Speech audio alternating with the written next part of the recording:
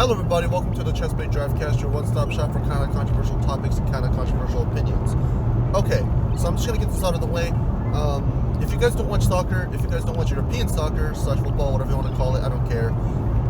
Just click off the video, you guys probably won't be interested. If you guys just want to listen to my not so soothing, but casual voice for a nice 10 to 12 to 15 to 20 to whatever the hell this video is going to be long video, sure, whatever, I don't care. I'm just going to rant off on my Champions League predictions because I love me some soccer. I'm a soccer devoted follower. Look, I know MSS League is baseball, I know that's a thing, but I'm a through and through, in my heart, I'm a football, I'm a soccer guy. Look, I'm not American football, not the weird cone-shaped ball thing. No. I mean, we ain't talking about no Packers or no freaking Patriots or Buccaneers. No. We're talking about steady footy ball, Brazilian people, good old Ronaldo, Messi footy ball. That's what I'm here to talk about. I'm just gonna knock them down one by one in date order, as in like whichever teams I'm gonna play first, which means PSG, Real Madrid. I don't have a card for this because I feel like I really should be doing this professionally, but it's a Drivecast, so it's not professional. PSG versus Real Madrid. Look, from now on, I'm just going to be talking a bunch of sports geek talk, so if you want to listen in, if you don't listen in, I don't really care. This is probably the biggest, most exciting match for the round of 16, considering every other matchup is kind of a smaller team versus a bigger team. PSG managed to play career mode and buy every single best player in every single best position, and yet they're probably still going to struggle. Look, Real Madrid, yes, they're overperforming. All the stats nerds are talking about expected goals and all that, and how Real Madrid is overperforming, and how two players, Benzema and Vinicius, are just absolutely carrying this team. Yes, they are carrying this team. Like, I'm not going to sugarcoat it. And by the time this game comes around, Real Madrid probably have a big enough lead in the league that they don't need to worry about that as much and can put all their focus into the Champions League. This is going to be a surprisingly close matchup. Look, Real Madrid is they've aged quite a bit. Modric and Kroos are going to really, really struggle in this game. Sure, Camavinga's going to play here and there, but Casemiro's going to have a really big job on his hands. PSG, on the other hand, they have every right to be winning this game, and yet they're still not going to have a fun time. Why is that? That's because, look, their attack isn't as cohesive as it should have been. Di Maria's basically put on the bench every other game just because he's quite the underrated player. Nobody ever uses him, but he's surprisingly useful when you need him. Messi just has to play considering he's Messi, but he's on the worst form of his life. And I do mean of his life. This is worse than when he was like a 16-year-old scraggly kid. Yes, he exploded when he was very young, and he just maintained that consistency for the rest of his life, but going to PSG kind of hit him like a brick wall. You know, maybe he's just not transitioning to the country all that well. Maybe he just isn't familiar with a different league after playing in Barcelona for so long, but it's a weird environment for him. Mbappe is really gonna be awkward in this game because he knows he's going to Real Madrid at the end of the season. Everybody knows that it's the worst kept secret of all time, but he has to perform for PSG because he's contractually obliged to. If he tries to fail on purpose, like, that would look bad, and the Parisian fans, they will kill him. I mean, not literally kill him, but they'll kill him if anything goes awry. Who's on the left? Neymar. Neymar's probably going to get injured. Let's be real here. Di Maria's probably going to replace him. That might actually be an advantage considering how well Di Maria and Messi play together on the international stage, but we'll have to see how it turns out there. I'm honestly going to guess a narrow Real Madrid win. Yes, at the beginning of the season, I predicted PSG to win the whole thing, but after seeing how poorly they're gelled together, I kind of have a feeling that this Real Madrid team are going to be able to scrape by with a very, very narrow win. Maybe it's probably not going to. No, it can't be by away goals because they scrapped that whole goal. But maybe it's going to be like a one goal win, or maybe on penalties. But something's going to go wrong with this PSG team. I can already feel it. Next game, Sporting Man City. Look, Sporting did well to get as far as they did. They're not going to get past here, okay? Look, Man City beat Borussia Dortmund last year, and Dortmund, they're not exactly doing it all that well this year. They're being carried by certain players. But if Dortmund, at their worst, can't beat Sporting, Sporting's just going to get an absolute spanking. I'm sorry.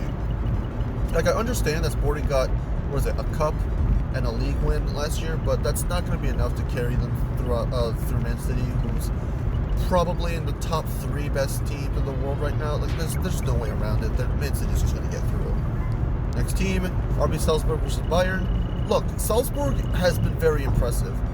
Their players have kind of gone under the radar, a lot of them, considering that RB is kind of known for their factory of young players. A lot of them have really stepped up to the game this season, and I think that they're not gonna give Bayern a run for their money, but they're definitely gonna test them on a couple occasions, whether that would be scoring a couple free goals here and there, or maybe keeping a clean sheet or something like that. But they're definitely not gonna beat Bayern. I'm sorry. Look, as rusty as Bayern are right now, they got 6 straight wins in the Champions League group stage. They're doing perfectly fine in the league. Yes, they got a couple really terrible losses, but it's Julian Nagelsmann. You know, he's taking his time trying to tinker with the team, and he kind of got the team good and firing now. I'm sorry. I just find it really hard for them to lose the round of 16. Okay, after Bayern, it's Inter-Liverpool. This is probably the second most exciting game. No, I take it back.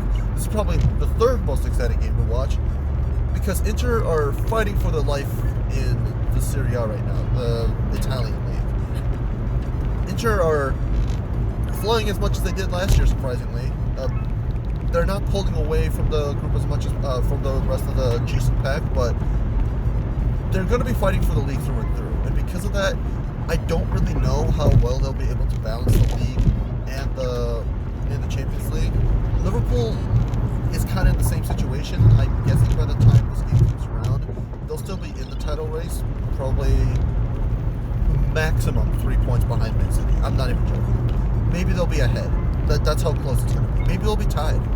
But through and through, Liverpool just kind of have... Here's the thing about Liverpool. They have AFCON around this season, which means all the African players are going to be out for a considerable amount of time.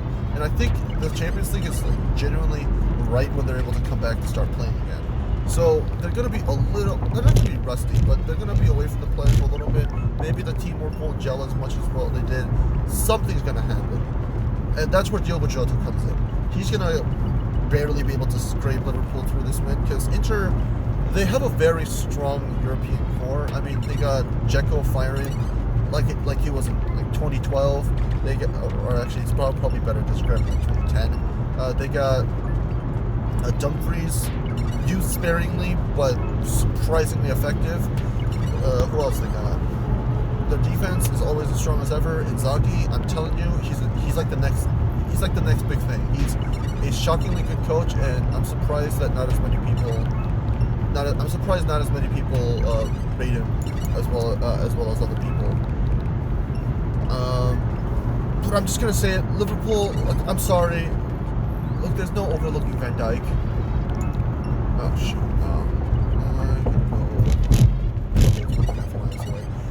There's no, you can't overlook Van Dijk, okay? It's not just Van Dijk. Konate has been amazing. Matip has been surprisingly effective. Look, I'm telling you, Matip was basically supposed to be Van Dijk. He just gets injured all the time. Matip is a solid enough defender as it is if he doesn't get injured. Konate was a really good buy from Liverpool, and the midfield, yes, at the time of recording, they're being absolutely swept through by COVID. But I have a feeling that by the time this time of the year rolls around, Liverpool are going to be able to just absolutely wipe the floor off of Inter. I'm sorry. Didn't Sheriff beat Inter like 2-0 or something like that? If Sheriff are able to pull through, I think Liverpool are going to do just fine. Next match, Chelsea-Lille. The fact that Chelsea managed to pull Lille twice is an absolute travesty, but you know what? It's fine. Lille is on mixed form. They're kind of like a Leicester, where they're doing amazingly in the Champions League, but they're doing absolutely piss poor in the league. And unlike Leicester, because Leicester got pulled against kind of poorer teams, they were able to pull through and decently do well for the rest of the season. I don't think it's going to be the same for here. Chelsea just has too much power. I don't think that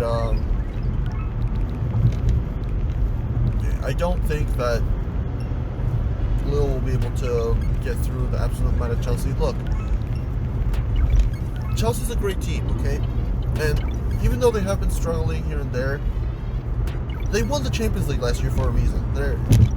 If certain players start firing up again, if their defense is able to absolutely shut down, if their defense is able to absolutely shut down Lille, then I think they'll do perfectly fine in the Champions League this season. And Chelsea's probably going to pull through in the round of 16. Villarreal Juventus. This is probably a closer game than people think. Villarreal didn't do all too well in the league, but they did win the Europa League, which allowed them to make it into the Champions League this year. And well deserved. They perfectly deserve to make it in this tournament. But the problem is, Villarreal aren't doing as well this season as they did last. There's a lot of questions up in the air about certain players and their performances. But the same thing can be said about Juventus. I'm pretty sure the top scorers right now have a score of 4, which isn't a good sign at all. There's just a lot of things going wrong with both teams, and this is probably going to be the lowest scoring affair out of every single one. There's going to be very little goals. It's going to be a very dull match. I predict Juventus are going to be able to scrape through. Maybe Dybala is going to be able to perform some kind of magic out of nowhere, but this is not going to be a pretty match. It's not going to be filled, maybe it'll be filled with yellows. I don't really, you know what, yeah, I'm going to say it. They're probably going to be filled with yellows all over the place. Juventus are going to have a torrid time finishing, but they'll be able to just barely scrape it through. And I wouldn't be surprised if Villarreal performed an upset, because both of these teams, look, they're amazing teams, but like, yikes, man. Next match, Atletico Madrid versus Man United. Okay, so yes, this is the good old Ronaldo versus Diego Simeone, and Ronaldo's going to be able to score a hat-trick against Atletico and somehow win this. Haha, very funny. I disagree, but like, at the same time, yeah. Look, Atletico, ever since their start to their 2020-2021 season, they've been super rough. Their defense has been all over the place. Sometimes they'll get an absolute amazing win. Sometimes they'll just absolutely disappoint and lose by a giant margin. Nobody knows what happens with this team. And because of that, I kind of have a feeling that Man United might actually be able to slip through. Yes, their league form has been kind of piss poor and all over the place, but look, in the Champions League, I can't eliminate the Ronaldo factor. I don't think he's going to score a hat-trick, but he's definitely going to score 1 or 2, and that's going to be more than enough to get past Atletico, which, look, Atletico last season in the Champions League were rough. How do you think they're going to do this season? Think about it. Benfica versus Ajax. Benfica did really well to be able to scrape past Barcelona. It wasn't a scrape past Barcelona, but it took them until the last match day to do so. You know, all credit to Benfica for being able to do that. Ajax, there's no stopping Ajax, okay? Out of the 4 best teams in the world right now, who are Bayern, Liverpool, Man City, and Chelsea, not in that order, Ajax are probably up there in 5th or 6th. Real Madrid's got to be up there as well. Yes, they're overperforming, but shut up. Benfica, I'm sorry. You guys are really inconsistent. And if you were pulled against, never root against a Portuguese team because they might cause an upset, blah, blah, blah. And yes, if you were pulled against an Atletico or a Villarreal/Juventus, maybe even a RB Salzburg, like, I would be able to maybe say you were able to pull an upset, but I'm sorry, there's no way around it. You guys were pulled against You guys were pulled against Ajax. It's going to be rough. Ajax, they have a history with this competition. Just a few seasons ago, they almost made it to the final.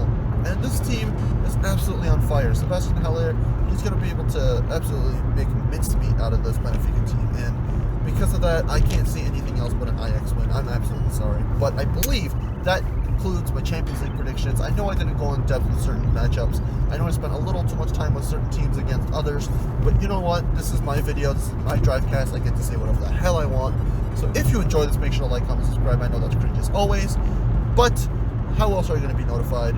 Recently, I found out that about 66% of you guys are 66% of you guys are subscribed to my video. Guys, can we get that up to 69? Who the hell cares if 100% of my viewers are subscribers? All I want is that magical number 69 to appear, and I think that'd be pretty funny. If you guys enjoyed this, make sure to like, comment, subscribe. I already said that. Why the hell am I saying this all again? I'll see you guys in another episode of the Chessbait Drivecast. See you guys